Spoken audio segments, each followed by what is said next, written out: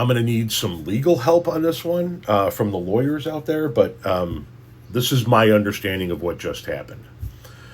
In a rare, unanimous 9-0 decision, the Supreme Court sided with a man from Texas who said it should not be illegal to possess a gun and use cannabis. The state of Texas said, you're a cannabis user, you can't own a gun. He sued. It made its way to the Supreme Court, and the Supreme Court just ruled 9-0 that he can, and that any state who tells a citizen they cannot possess a gun because they use illegal drugs is violating that citizen's Second Amendment rights. So right off the bat, it is my assumption that a whole bunch of states that have legalized marijuana but also have rules on the books, laws on the books that say that you cannot possess a gun if you consume, like, for example, cannabis, are going to have to change their laws. I'm asking the lawyers if that's the case. And I'm guessing, from a argumentative standpoint, that Hunter Biden would have a reason to say, hey, my rights were violated, right? Because wasn't he charged with lying on a form, on his background check form, when he said he didn't use drugs in order to obtain a license to get a gun?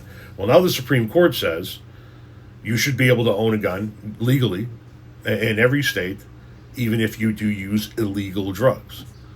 So that means, per this 6-3 conservative Supreme Court, in a 9-0 decision, Hunter Biden didn't do anything wrong.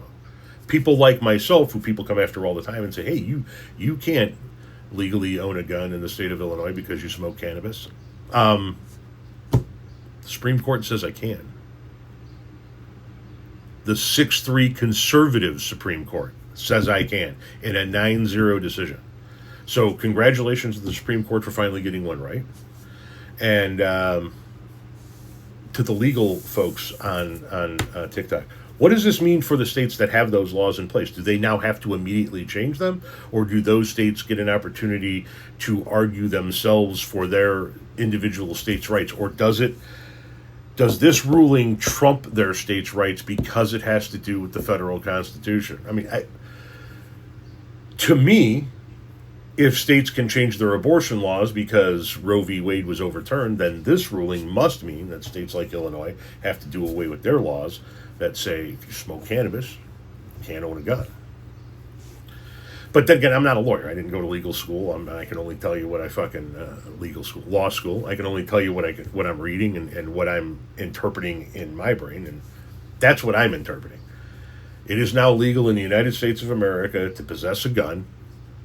If you've done everything that you need to do to legally possess a gun, it is legal for you to do so while also being a consumer of illegal narcotics.